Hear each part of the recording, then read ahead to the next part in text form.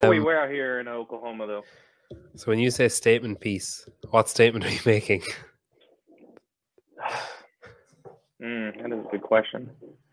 Usually I don't get that far into the conversation. Yeah, that's the joke kind of moves on after the joke. Yeah, it just turns heads and then you just leave it at that.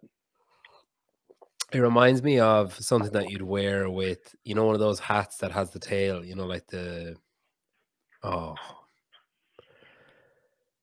I don't know anything. I don't know. Well, I know some stuff, but I don't know enough about American history to know the name of the person. But there's a guy who had like a raccoon hat, and it has like a tail. Like Lewis and Clark stuff. Yeah. Do not have one of those. That's a little more. It's a little different than the Midwest. We're more cowboyish. That's more like hillbilly kind of stuff over like in Virginia and all that. But is that a complimentary term, hillbilly? Is it a what term? It sounds like it's an insult, complimentary, does it? Hillbilly. Yeah, it is. But also, it's like I haven't been on that side of the country, but also I think it's more of a, I don't know. It could be also used to identify like a certain type of person, or like there's like Appalachian people, which I don't know. There's a lot to uncover when we start digging deeper into all this stuff. But I do avoid probably using that. Yeah. I'm just trying to read. Move your head slightly to the left or the right. I'm just trying to read that poster that's behind your head. There's like a framed. Oh, it's just a calendar. Oh, what's the love heart? What was that? Oh, there's our little Breville Dew boiler. See, I'm not all show. Like I walk the walk a little bit. What's the love heart at the end of March? So that's April 2nd, and that's in a few days. That's actually April 6th is actually our 2-year anniversary, but that's Saturday. We're going to got a bunch of plans going on for me and the wife. So you got married 2 years ago. Okay, that's cool. What are you like 26, 27, 26? 26. Yep. 26. Okay, so married at 24. Yeah. How did you meet? Man, how did we meet? We've started, by the way. We're in. Oh, we're in. We're live. We're going. No, I think that's better just to talk, so there's no like pressure. Yeah, but I've gotten in trouble in the past. Well, not in trouble. Oh yeah, you start. That's off the record. You can't say that. Yeah. Obviously, don't put in any of those first 12 minutes. But from there, let's leave the hillbilly part out. But now I can't because you've referenced it. People are going to be like, "What? Oh, what are you talking?" Oh, you're right. Yeah. So how did you meet? How we met? So it was about 3 summers ago. In the blistering heat of Oklahoma, there was a Cody Johnson concert. So he's a country artist. And went with a bunch of friends, and then we met up with a mutual friend who had their friends going, the whole just shebang, how it usually happens. And me and my buddy meet up with our friend, and then there's like us on the left, her in the middle, and then her group of friends on the right. And so we're just hanging along, and obviously we knew that we were all kind of within the same circle, or like we were in undergrad at that time, so we all know like we went to the same college. But as the night went on, I just saw this lady over there, and it was like the stars aligned of the gravitational pull of feelings, and I just could not stop kind of like just looking at her. Like it was strange. And I've explained this before to a bunch of people. Like I've never like had that feeling like at all towards like another girl. Like I literally just couldn't stop like looking. Like the concert's in front of me, but I'm like always just turning my head, just looking. And then she would kind of look over, and I would just obviously just look straight ahead. I'm like I wasn't doing anything. And so that just went on like the whole night. And yes, definitely did not talk to her because back then my social skills were very minimal. They were lacking. But like I said, I knew that, okay, she was friends with our mutual friend. So I know there's some correlate, or there's some little inner ring there that will connect. But I think it's like anybody nowadays. I just found her on Instagram, and Actually, I think she followed me the next day, so that's how I knew it was real. I was like, oh, she followed me, like we're good. Yeah. So then I waited like half a day because I wasn't gonna message her right away, so I had to play it cool a little bit, and then and I just asked her like, hey, how was the concert last night? And then I don't know, took off from there. But man, that was a night. It was like 100. It was an outdoor concert in the middle of summer. It's like 105 out, just in the middle of the day. It was just everyone's just sweating through their back, and like it was just insane. So no one was probably looking their best. What a romantic but she was image. still- Everyone was sweating through their back. It's like And they added like that little glistening skin to like one off the sun reflection. So yeah, that's cool. Okay, hang on. Give me another look at the stuff behind you there. So you've got a Breville. Okay, Breville. so I think they're the American version of the Sage Barista, because mine looks pretty much. I don't have the dial on the left. Is that for grind size on the edge, like on the side of the machine? So talking about just the machine right now? Yeah. So one is for my water on this Okay. side for my water, and then this steam. one is my steam, and then that's our grinder over here. What do you like with steam? How like can you do like latte art or anything? I can attempt latte art. A lot of times I find myself blaming the boiler in this machine. I'm like, this boiler I don't think it's strong enough. The steam's not strong enough. Yeah. Because every time I try to make art, it looks, the best I could do is like a middle school weenie drawing. Like, I don't know. I can't make anything. It's a cactus. It's a cactus. Yeah. Yeah. No, I started. I started kind of not nailing it. Like it's not like I'm nailing it in my head, but like I'm sure someone else saw it to be like, that is a piece of shit. No, I saw your one you posted the other day. And I was like, I wish I could do that. I'd call it quits then and be like, this is good enough. Like, it's all I need. I'm consistent at that, but that's the only thing I can do.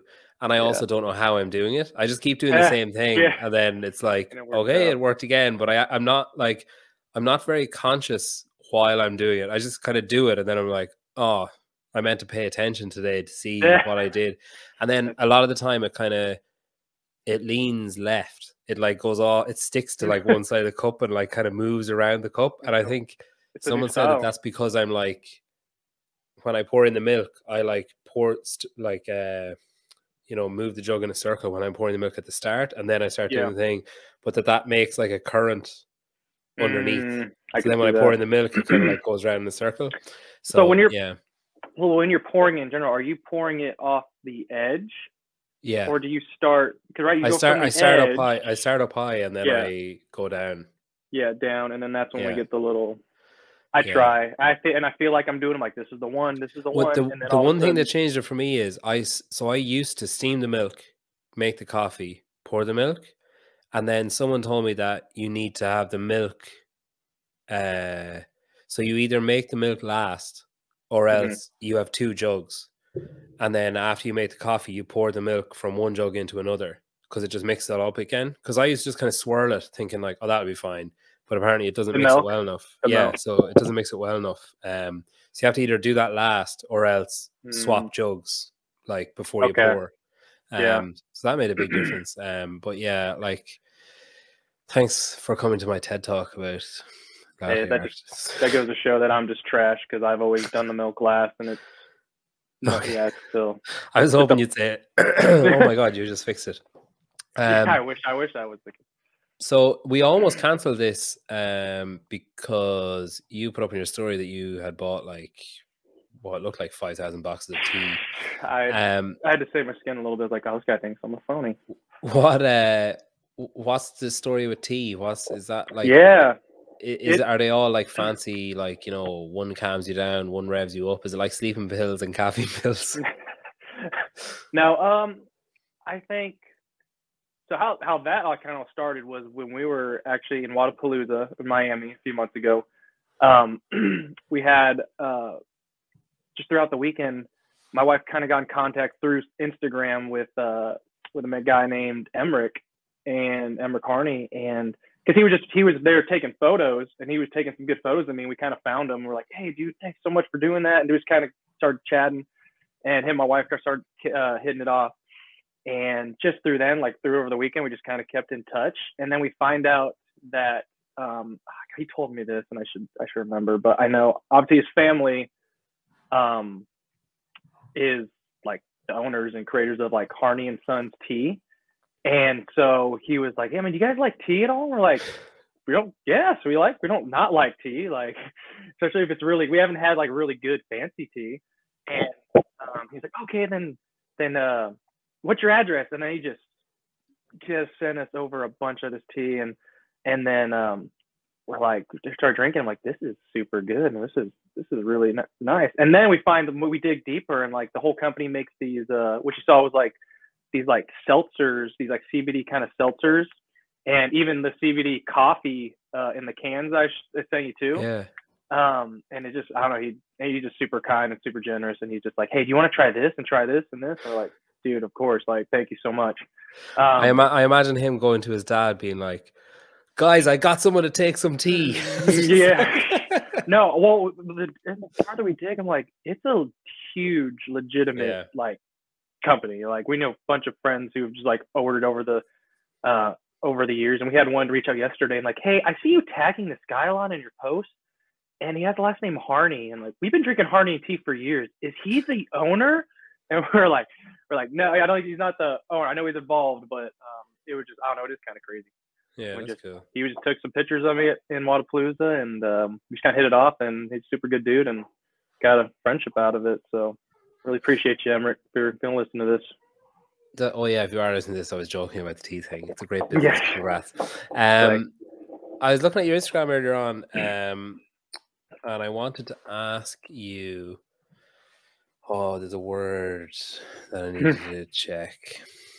I have that issue often as well. Words are not my strong suit. Top line. I have like 5 questions about your bio. Lover of Yahweh. That's like a religious thing, is it? Yes. Yahweh is obviously a different name, but is the name of the God of Israel, which like when you think of Christianity, people just say God, but Yahweh is actually the name of that God. Like that's okay. Yeah. What denomination of Christianity are you, or what do you practice? Or ooh, good question, man. This is man. So honestly, I feel like most of my life, like the first 21, 22 years of not really practicing any denomination, or I would say even I'd go as far as like not even being religious, like just kind of being under a little veil of saying, oh yeah, I believe in God because that's the answer you want to hear, because then you get to go to heaven. But it wasn't until I got kind of to Oklahoma to where also I went to like a Christian school my senior year, and so a little bit fed into that, where I met some like, I don't know, some of my best friends still, and just kind of showed me kind of what the Christian faith is about. And I'm not going to go too much into detail because I found myself really deconstructing a lot over the past years. And, so when it goes to answer your question, like what denomination would I be? I don't really find myself under denomination. I think I do a lot of just studying on my own. And when it all comes down to it, I read this book. It's called The Jesus Creed by N.T. Wright. And the premise of that book, he said, is that, so what the Jesus Creed is just to love Yahweh, love God with all your heart, mind, and all your strength. And what Jesus came down to preach was to love others as yourself. And so when it comes down to like what I think my core belief is those two things. So I'm going to love my God with everything I have, and through that I'm going to show that by loving all others as Jesus did. And so and like I won't get too deep into that, but that's kind of where I land now. Like if I'm ever going to err on any side of it, I'm going to err on the side of loving other people too much, or to being or to being there for people when they need it, like instead of like what we find often, sadly, the other way around when it comes to, certain church denominations and all that. So Yeah, I think yeah, you're not alone in that. I think there's a lot of people who don't, who wouldn't necessarily go to a church, but like, do things their own way and find their own way of doing it. And I think like once one of your pillars is not to be an asshole to other people, you can't really go too far wrong. Like, once that, like if it was like, and Jesus preached to just be a dick to everyone, like then you're going to have problems. But when it's, like it can only be positive. No, dude. Second question I have then is, you have Sky Pup. I need that explained. Sky, come here. Oh, it's actually a dog. I thought you were like into parachuting or something. Come here. Is that a spray? Is that what? No, I don't know. I was like, well, I don't know. Oh. It's a Sky. She doesn't like being picked up. She really does. She's rigor mortis set in there. What kind of dog is she? What breed is she? She's a cattle dog. Yeah, I was gonna say it looks like kind of like the Australian sheepdog, but like Matt DeLugos' dog, but not the same. Yeah, no, color. it's the exact same breed, just different colors. Oh, cool. Yeah, that's cool. Lots of energy then. Typically because like they're meant to be out in the field like herding cattle and all that. But I feel like there's a butt coming. Yeah. No, funny story about her was, so she's 8, and so I think I just got out of high school, and I wanted a dog of my own, and nonetheless, find our place at this house who was selling just healers. My dad had a friend who had a healer when he was growing up, and he was like, dude, those are the best dogs like ever. And I'm like, all right, let's go check it out. And so I walk into the house, and there's this there's this puppy, like, so there's like a grandma and a mom, and they're just kind of in the middle of the living room, and there's this one puppy just kind of like sitting on the floor right in between them, just chilling out. And I saw that, and then I meet, I think the mom came up, and she was like, hey, obviously here for the puppies, like, here, let's go check them out. And then so she takes me into the garage where there's like mom and dad, and then like the rest of the litter, and I'm checking them out, and they all look really awesome. And after the question comes, she's like, so which one do you want? And I was like, what's going on with the one in the living room? She's just chilling. Like, all the ones in the garage were just going crazy. Badass crazy. And I'm like, what's going on with that one in the living room? She's like, oh, nothing. She just likes hanging out with us. And I was like, I'm going to go check her out. And she told that was her. And like, ever since then, like, she's always been like, she'll fetch and have energy when she wants to, or you want her to. But other than that, man, she's bored. Like, to me and my wife, she's borderline human. Like, she just, that's cool. And we've converted a lot of anti-dog people over to her, specifically Grammy. Grammy was not anti-dog. She just like nonplussed. Some people don't like dogs because they've had them when they were younger, and then when they died, it hurt too much, so they just don't want to get back into it. And so that's kind of where Grammy's been at. They're so afraid to being hurt again. They never love again. Yeah. And it's but we're starting to mend that relationship with the pups, with Grammy. So yeah, we've similar to a cattle dog in a lot of ways. We have a pug and a miniature schnauzer, and the pug is just like, oh my god, like he's lovable.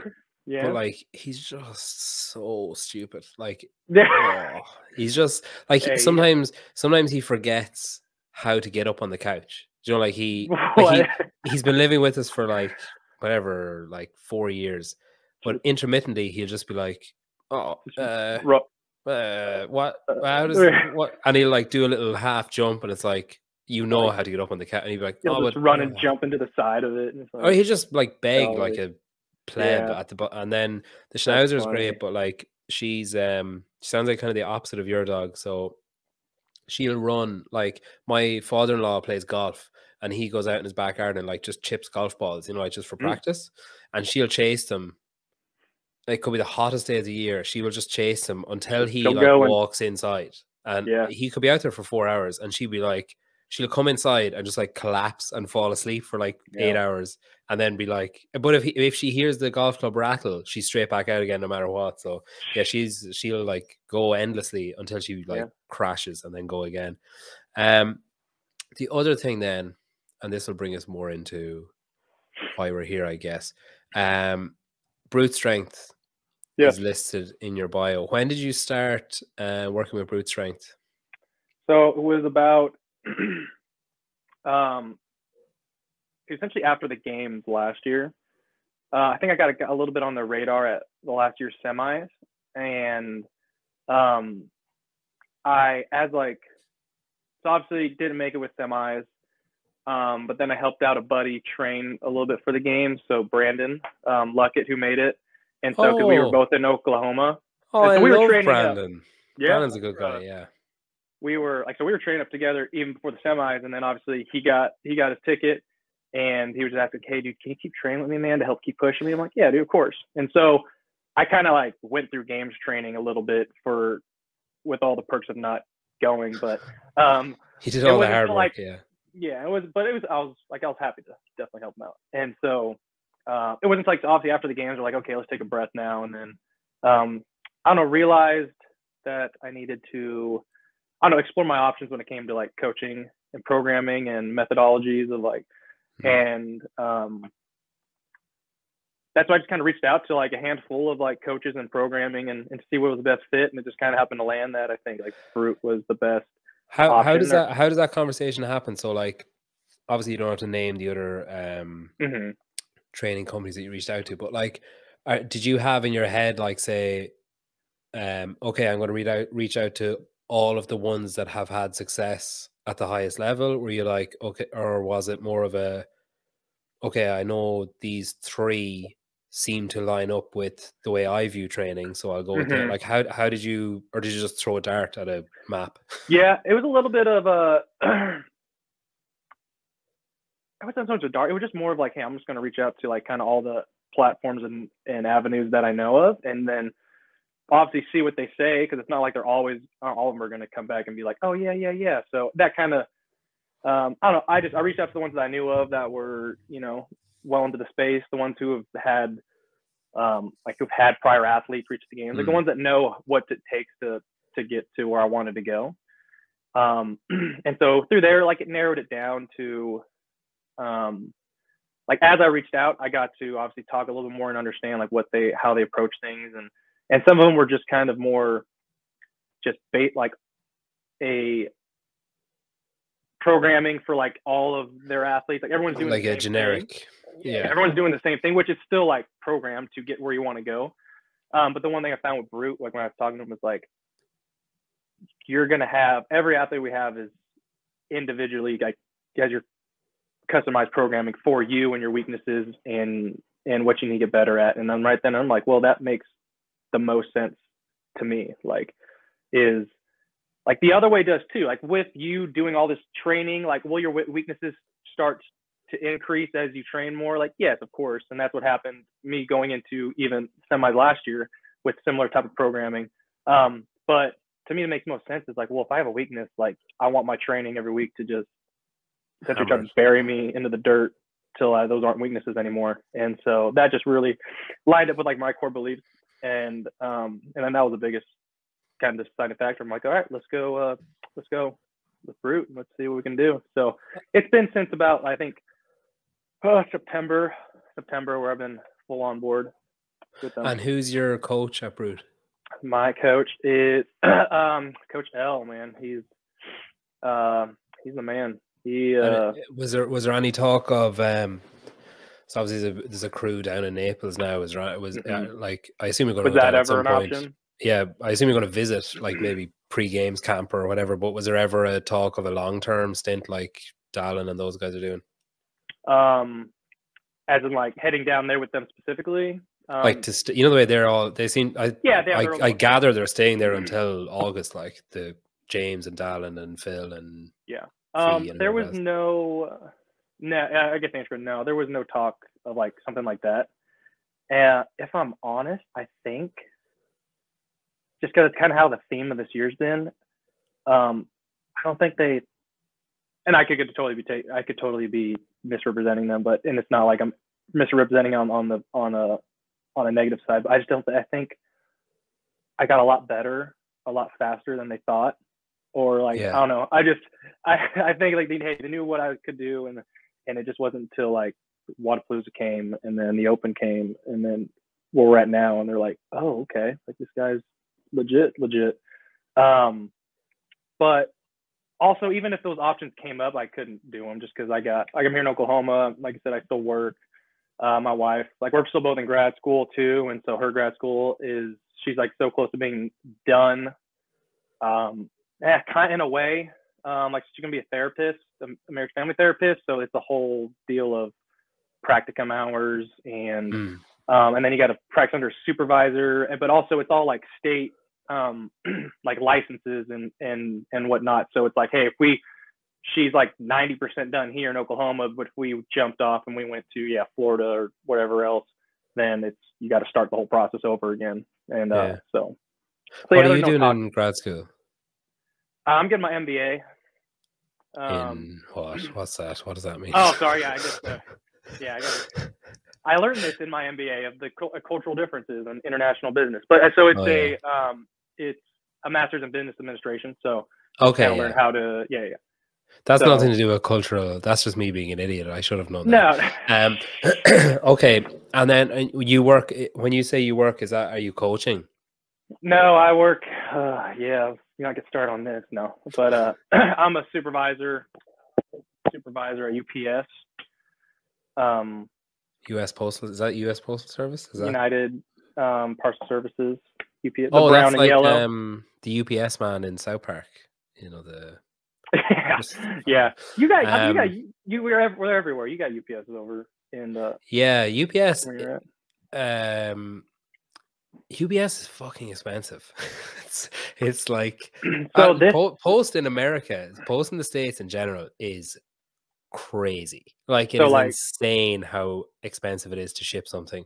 Like I was on you know that TYR, you know, Vellner's with them and you know their leather jacket tire. I was on their website and I was like, oh, that's cool. I'll buy that t-shirt and I'll buy like my wife has really long hair. So I was like, I'll buy her one of the long hair swim hats. Because then she's anytime we go swim with the kids, she's like, oh, my hair's really wet. I'm going to have a shower. And it's the whole thing. And the cart came to $40 in shipping. Oh, no. With shipping and charges, it was $150. And I was my what? I was like, what? Now, in fairness, I messaged someone and they were like, oh, there's an EU site. Like there's nothing on it, but there is an EU site. Like there's a very limited stock. But I've had that loads of times where people would be like, I'll get messages. It actually got to the point where I'll get a message off someone saying like, hey, let me send you such and such thing. And I'm like, don't bother. It's like, it's Ireland. Like there's no point. Like you're going to lose your annual profits on sending it. Like if I send a t-shirt from here to anywhere and I know Ireland is small, comparatively small, but if I send a t-shirt to anywhere in Ireland, it costs like, I think it's like €4, like about like $5. If I send it to anywhere outside of Ireland, no matter where it is in the world, even in Europe, so even America, Australia, anywhere, it's like $8, and like that's it. That's not too bad. That's really good. But then the opposite of that is if I order something from America, it's like $100. So if it's coming to you, okay. Yeah. So if I send something, it's really cheap. So that's because it's the Irish Postal Service, and we're like very tight-fisted, notoriously tight-fisted.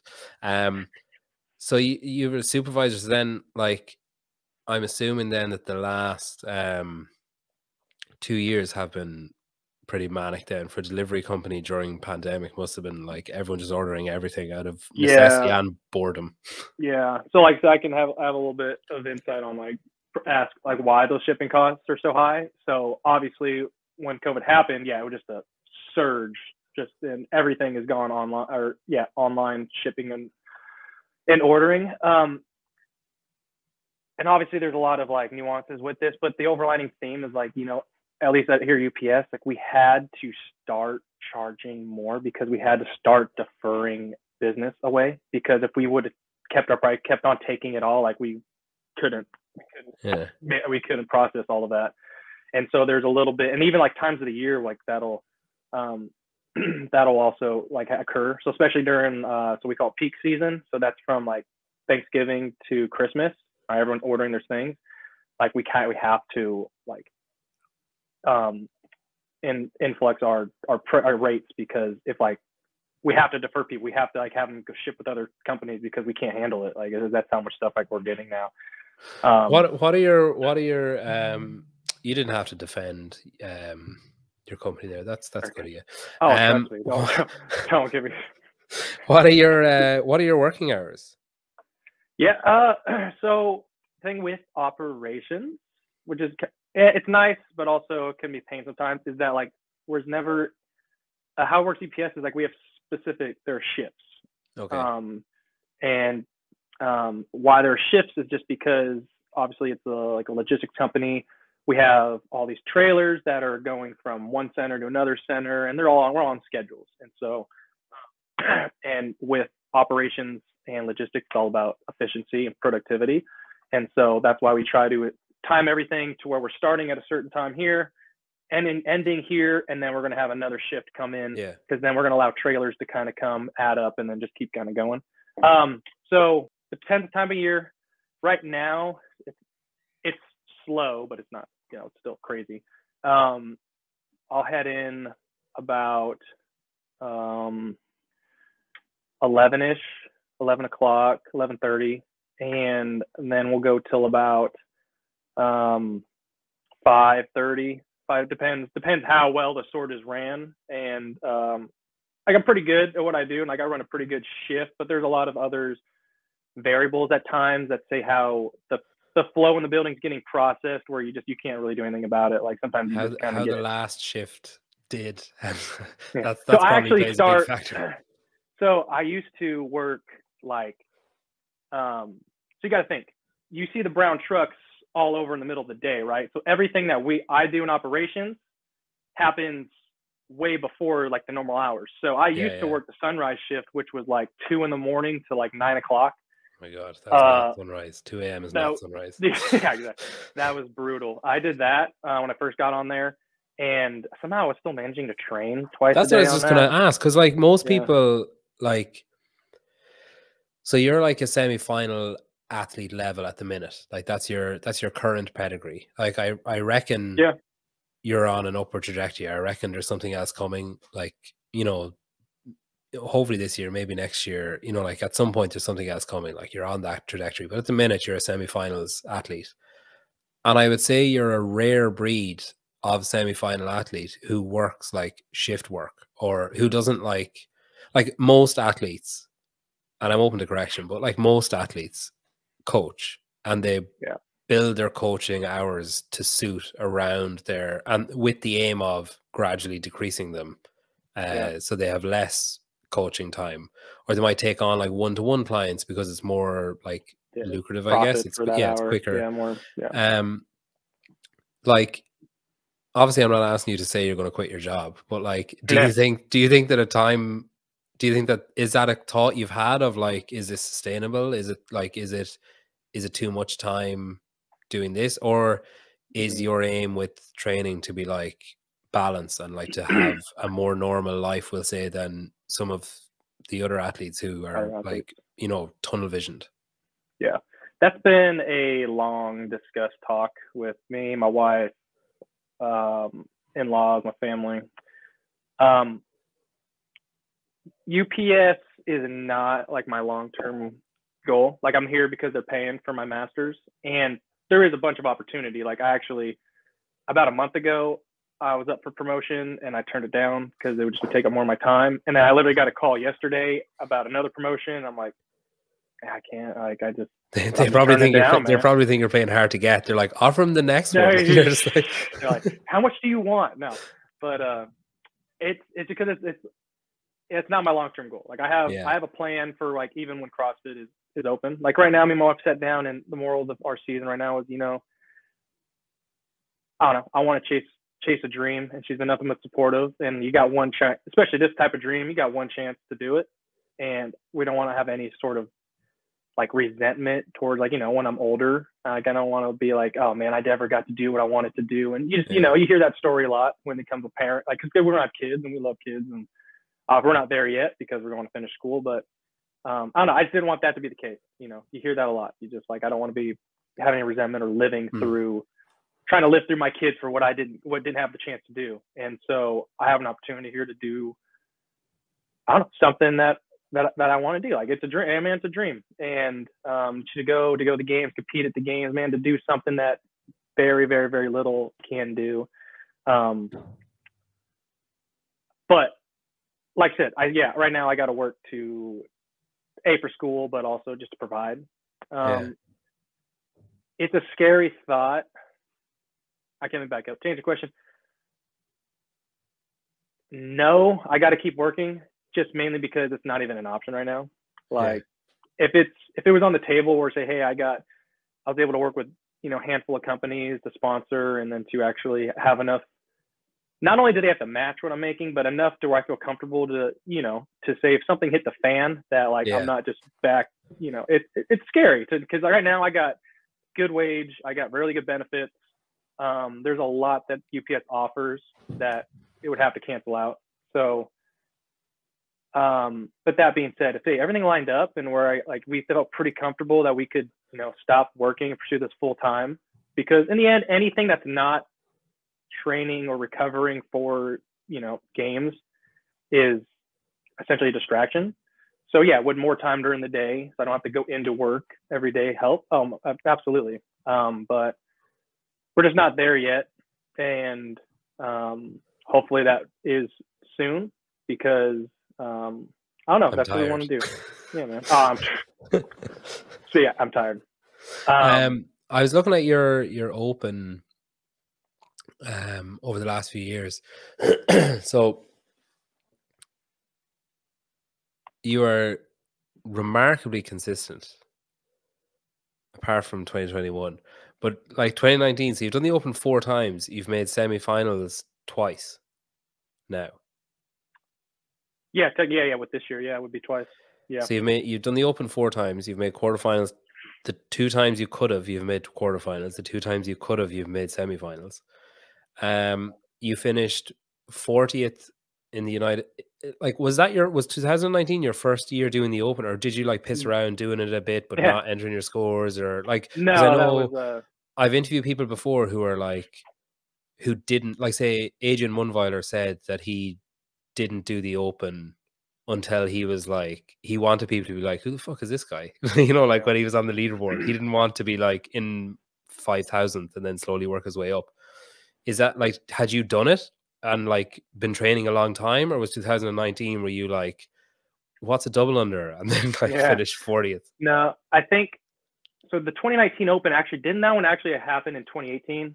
It was like the one in October. Yeah. So no, that was actually, I didn't start CrossFit until like CrossFit intentionally, other than essentially, I'll say I didn't start CrossFit until like that spring. So I think I was like 6 months into CrossFit, and that was my first Open. I think it's kind of funny story. I explained this a few other times. Was when I started, I knew that was when regionals were still a thing. Yeah. And just me being a competitive mindset, like I played college baseball, and I just like to compete. I went to like my gym owner / she's coach / mentor now, and be like, hey, I want to go to a regional next year. So I was like, I literally just started. I'm like a month into CrossFit, and I'm like, it's in a year. A regional's in a year from now. I think I could get pretty good in a year. And he's like, hey, man, in a nice way. He's like, hey, dude, people trained for years and years to try to get to that level. And he's like, I just don't want you to go out too hot and you not make and just get burnt out, essentially. And essentially saying like, hey, dude, I get where your mind's at, but it's probably not going to happen. And I just kind of always use that as a little fire, even though he didn't mean it that way. But I'm like, you know what, I want to show you. And so anyways, we get done through that Open, which happened in October. And I think we finished like 70 something in the world. And he kind of like, we're all set. It's like the last workout. I'm just sitting there on the box, pretty dead. And he's like, dude, I think if there are regionals still, because that was like that summer, right? They're like, no more regionals, here's sanctionals. Like, if there were still regionals, you probably would have made it. And I was like, and I did say, I was like, hey, man, I told you that's what I wanted to do. So, but nonetheless, that was my first. I was 6-7 months into CrossFit at that time, which I guess is pretty crazy. So that was absolutely surreal insane feeling. Yeah. So like 40th in the US, 76th worldwide, then 45th in the US, 78th worldwide. And then 2021, you were 140th in the US and 345th worldwide. Yeah. Was that Open harder for you, or did you just be like, I don't care about the Open, I just need to get to quarterfinals? I think a little bit of both. A little bit of I don't think I just was work. I just wasn't in the best, as good a shape probably as I was back then. I think those other 2 Opens I was still in undergrad. Let me qualify that by saying that's still a really good performance. I'm not poo-pooing your performance, which was in comparison to the other years, it looks like on paper it looks like a dip. So I was wondering, is it like, okay, like screw it, quarterfinals is where it's at? Because like that was the year when a lot of people started doing that, of being like, I don't care about the Open. It's just, I'll just do a workout on a Friday and then worry about semifinals basically. Like I just don't think I was just more busy with work, and I wasn't as good a shape as I needed to be. That being said, like we're all competitors. We still go into hitting every one of those workouts with the intent of doing the best that we can. Yeah. I think, but it was a little bit of both. Like, hey, you just got to move on, because it's unlike this year. If you're not really fighting for the top 5, because you still get paid out top 5 in the Open, so like that's incentive to get some money. Yeah. But if you're not close to that, then it's like, okay, well, that's good enough. And I think it was the complex thing at the end. I think I went so hard on it was the 2-parter, the gymnastics and thrusters, and I got to the barbell and I was like, I destroyed myself just now. And then I think I did a complex at like 255, and that was where like all the points I had came. I was like, you know what? Yes, I would like to lift heavier, but it's good enough. Yeah. So yeah. You did quarterfinals last year, and then you went to, was it West Coast Classic you were at? Yep, went to Vegas. How did you find that? Was that your first like I have arrived moment? Was that your first like big competition? I wouldn't say the thought process was I have arrived. I think it was more of like, what's going on? Because that was my first big, like legitimate big competition of like, you see who you're competing against. And you're like, oh, I got Noah to my left and I got Cole over here to my right. Like, and I got so it was a lot of, I was really grateful for, so about leading up to that, like so me and Brandon would train together for like a month and a half, 2 months. So that was really beneficial for both of us because we're just both pushing each other every day, but also he had a lot of experience in it. And so like there's a lot of times where I was picking his brain of like, not only about like how to go about this workout, that I was pretty confident in. I know myself and what I can do. It was just the mindset behind it of like, hey, what are you feeling when you're in this corral, like right now, like when you're warming up, like how are you feeling when you're about to go on the floor and when you're out, like what are you doing? Just all those little things to work. I had no idea.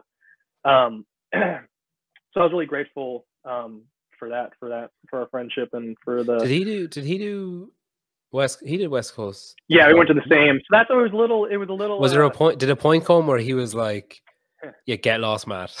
Yeah, no, it was. Well, honestly, and we used to always talk. He was very. I reached out to him when I knew we were going to it, because we lived in the same.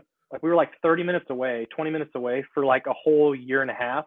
Yeah. We never contacted each other, which I didn't do anything before that, so there's no reason really to know who I was. But after like the quarterfinals came out, we both knew we were going to the same place. I was like, hey dude, you want to start training? I reached out, like, do you want to start training together? And he's like, oh heck yeah, dude, thank you. Like he wanted someone and needed someone to help him train. Obviously I did too. But I know it's funny you say, because we were going to the same quarterfinals. So luckily it was like 6 weeks from when we knew we were going to the actual West Coast. It's like the month and a half. It's a long time. Yeah. So it was kind of like at the beginning, we're like, hey, we're just going to train together really hard. But as, it got closer, you just had to realize like, well, we're going to be fighting for the same spot. And it never got weird or like chippy, but like in the, we're both really mature guys that understand that kind of thing. And so we're still able to maintain that friendship going throughout it, but still knowing that, at the end of the day, you and me are going against each other. And even then, he's still like, man, I went up to him a few times when we were warming up in the warm-up area, and I would still pick his brain, ask him, like, I'm going to go for it. He could tell me, hey, I'm not going to tell you, which I'd totally understand. But obviously that wasn't him at all. He'd be like, yeah, man, I would do this and this and, you know, whatnot. So he's like, yeah, I go unbroken.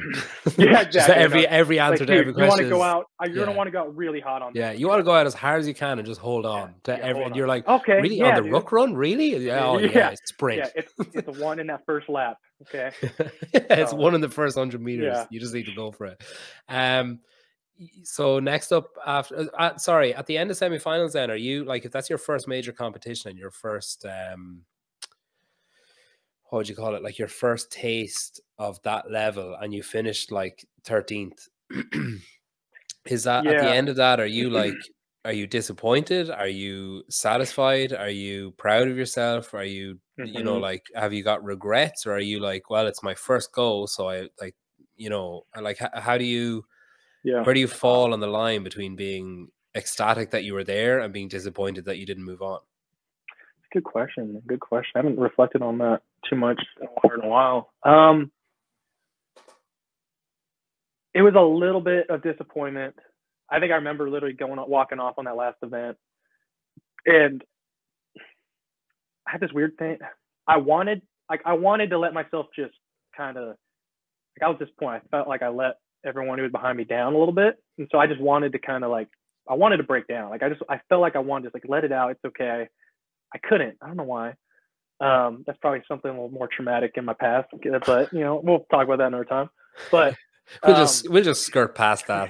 Oh yeah, we don't worry about that. That sounds like a conversation for your wife when she finishes her postgrad. Oh, trust me. She helps me out there so much already as it is. She's awesome what she does. But anyways, I'd say disappointing. I think why was, you know, it was my first time going. Like, it was my first arrival.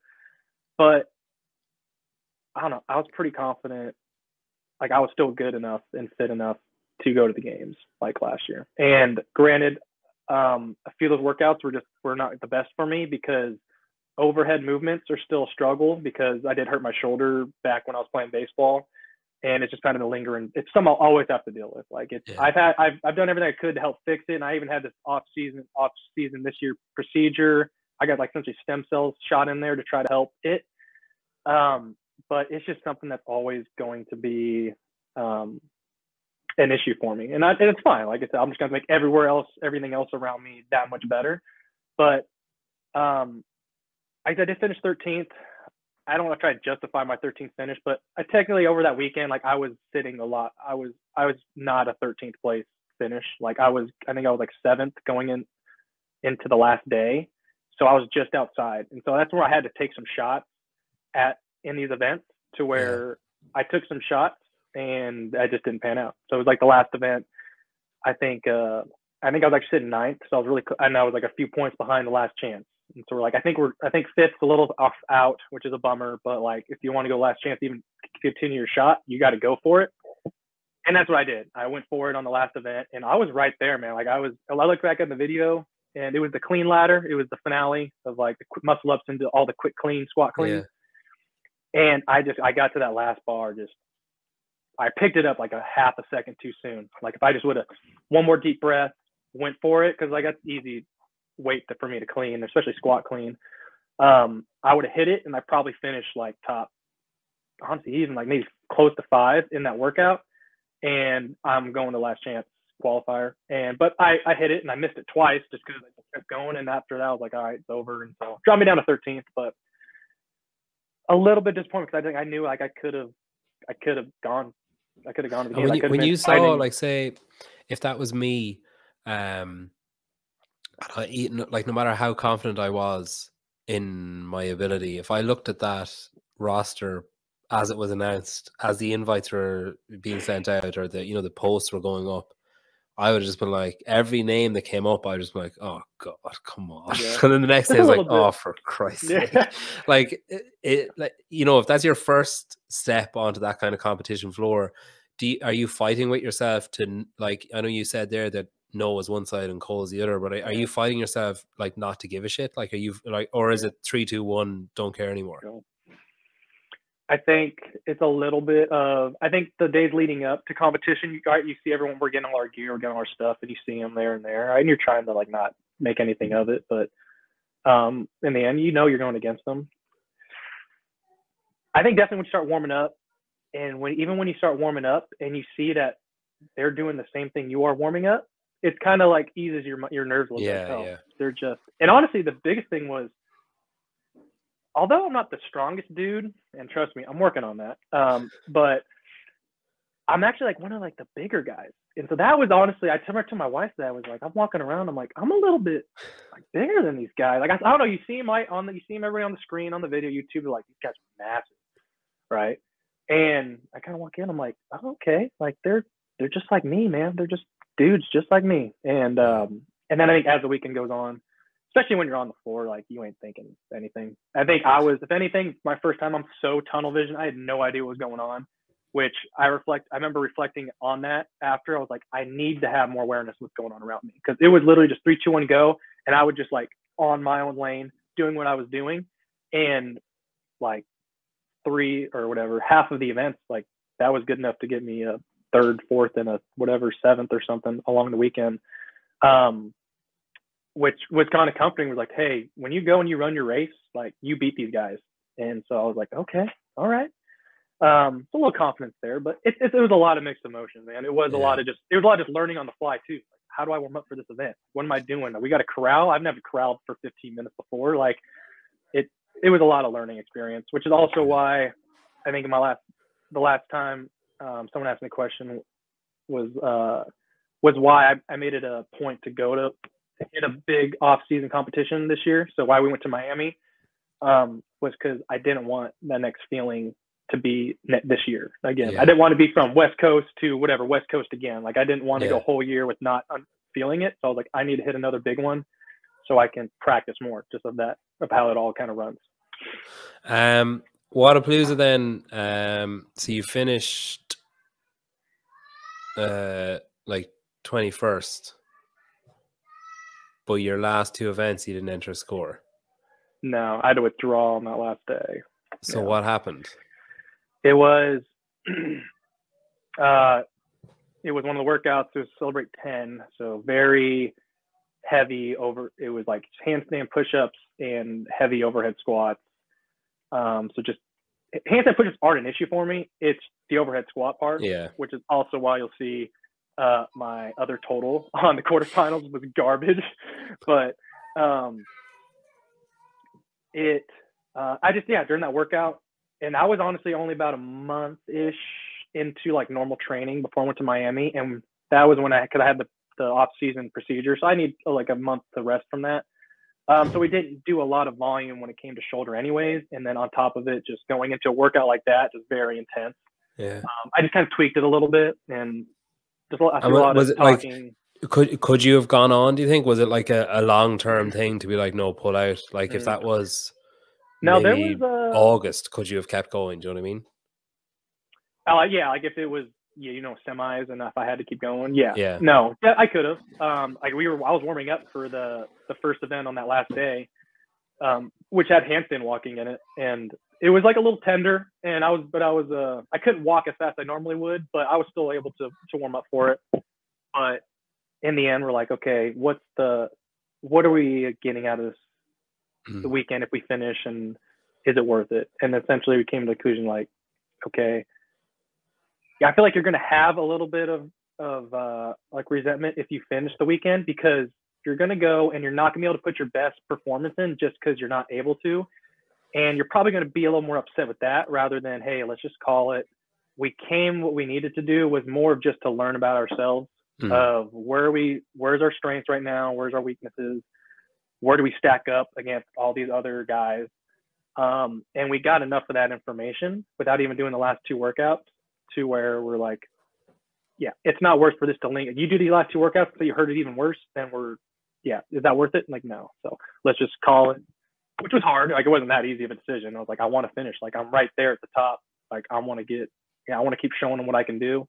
But I think it was a mature decision to make it's like, hey, let's just call it, let's get healthy for the season, and go from there.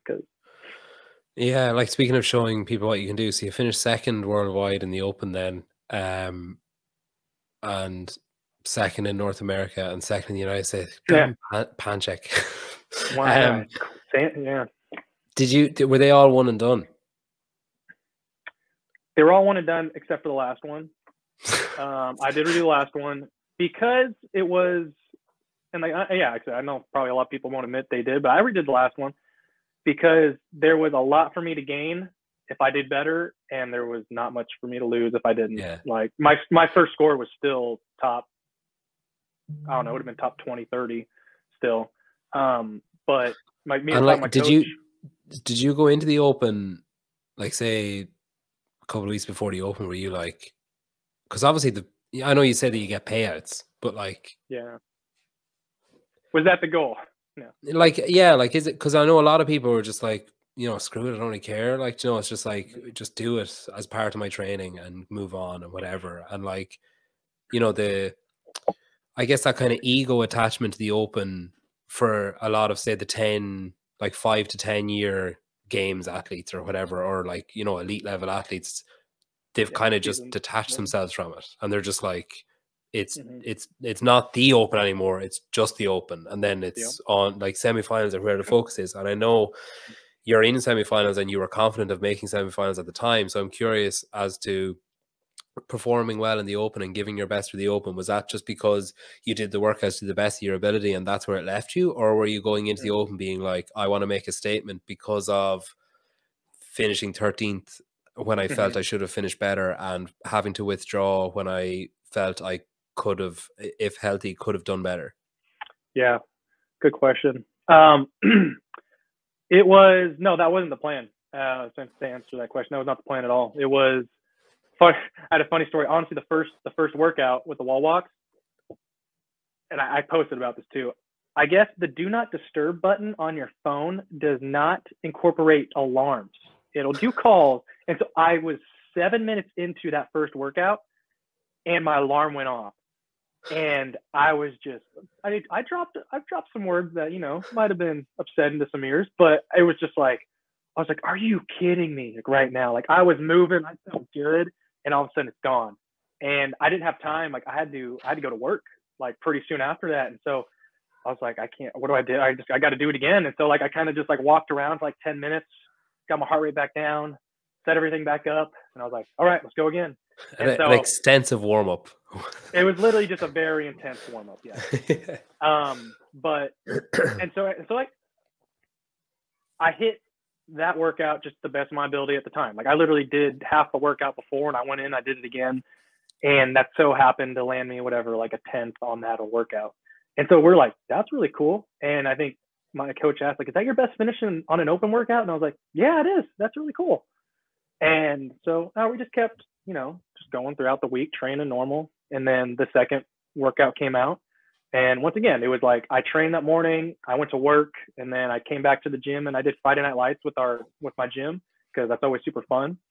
And just hit it to the best that I could at that night. And then that turned out to be whatever, the 7th place finish on that one. And then so now Elle's like, okay, like, and so we're like, okay, he didn't expect me to be, I guess didn't expect those scores to be that good, because like I said, It's not like they were both just one and done.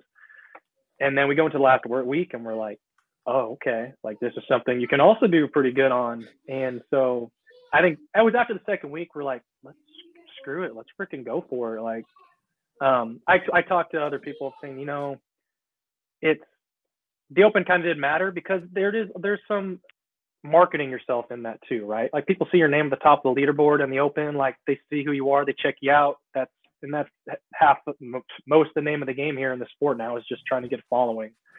And so we were kind of playing that game too, of like, I think the first 2 weeks, I just posted my scores like right away because I just knew that they're going to be top. So it's going to put my name at the top of the leaderboard for a few days, and that's going to help out, with the whole social media thing.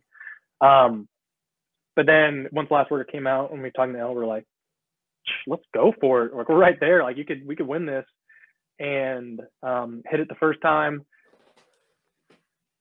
I swear I talked to Zach about this at my gym. He owns it. He needs to turn on the heaters a little bit more sometimes, because I swear it was like 35 degrees at the gym that morning when I hit the workout. I was so cold. And so I hit it, and I did it like 4 49 or something. Like, it was still a decent score. But as the week went on, we started seeing other scores come in, and Elle was like, hey, I think we should just redo this one. And I'm like, I don't want to hurt that bad again. But he's like, then he phrased it. He's like, hey, you got a lot. You could win this, and you got a lot to gain from that. Or if you don't, then it's, hey, you still got a good score. There's not that much to lose. And so we went into it. I hit it again like Monday after work again. And just quite not enough, man. Saxon beat me there by a second. And crazy. But do you think now that is your finish in the Open, do you think you have a bit of a target on your back? Like, do you think that oh, I've had that conversation a little bit for sure. I can't speak for other people. From my experience, you know, that kind of thought lingers in your head, because you're like, oh, you performed here, so you better keep performing, or people are going to think it was a fluke, right? Obviously, that's the easiest story to put attached behind it. Which is why, was I a little discouraged after the quarterfinals came out? I'm like, yeah, because was it the place that I wanted? Obviously not. Is the place that I like? Do I think I could place significantly higher? Definitely. But I knew the other, like, yeah, without trying to go too in detail here, I knew the total was not going to be the best for me, just strictly because of what I said, my shoulder issues, and that I'll always have. So do what I knew that was going to hurt me? Yes. And so if I do, like, take that out of the equation, the total, which isn't realistic, right? There's always going to be a strength aspect. Yeah. But if I take that out, and there was a lot of other variables that happened over this quarterfinal, it was hectic, with getting banged on the second workout, like a lot of guys did. I had to redo the last one because you couldn't see the monitor on my phone. So I had to redo that, and I ended up getting a worse time on it when I redid it.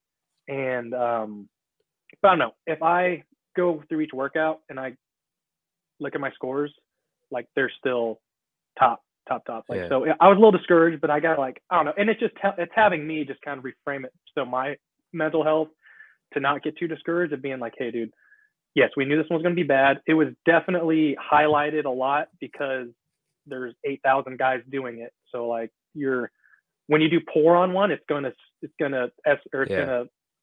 be highlighted a lot more. But and that's where, like, literally like 90% of my points came from, was just the total.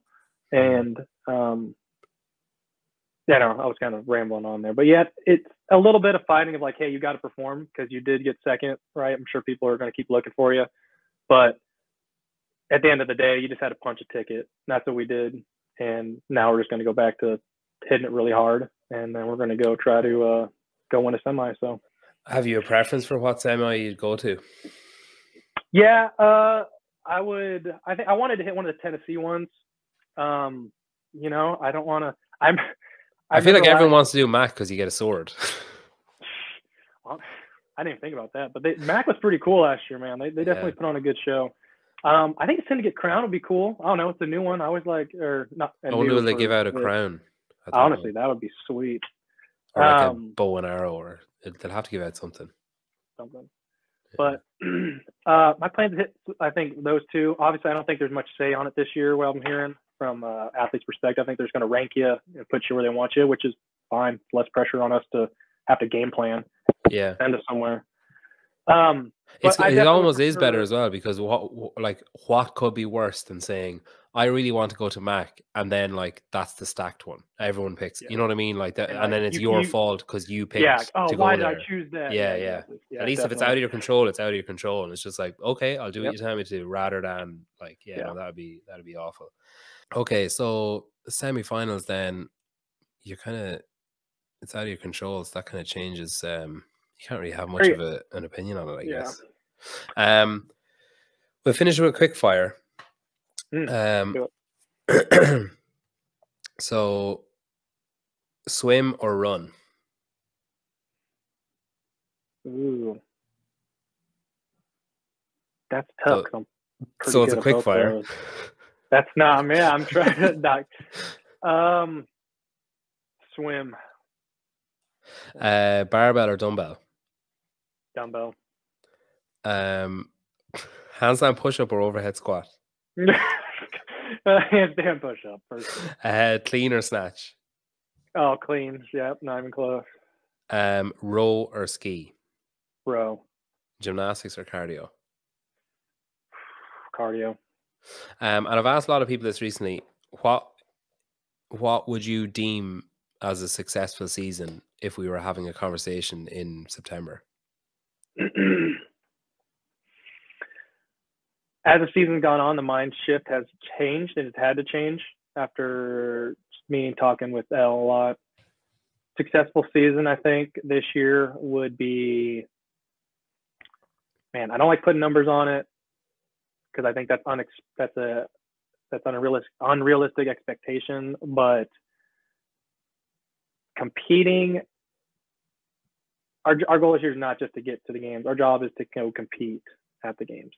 So we're not there just to get a shirt and just to freaking clock in 5 workouts and call it a weekend. Like, I think we look back on this year and we go make it to the games, we give our best effort, and I think our best effort allows us to compete with the best at the games. Then I can see that as something I can hang my hat on for this year, because we're only going to get better.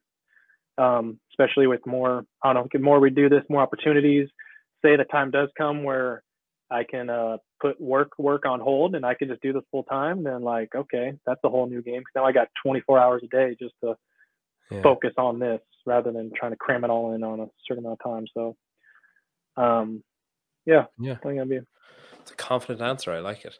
Well, it's been great getting to know you. It's been great getting to chat to you. Best of luck. Best of luck with everything for the rest of the year, and I hope you get one of your Tennessee semis, and if not, I'm sure, like I said, I think you're on an upward trajectory. I think things seem to be just getting better and better for you, and I hope they keep that trend going. Thanks, Peter. Thank you. And I'll have to have you back on before Madison, after your semi-final win and before Madison.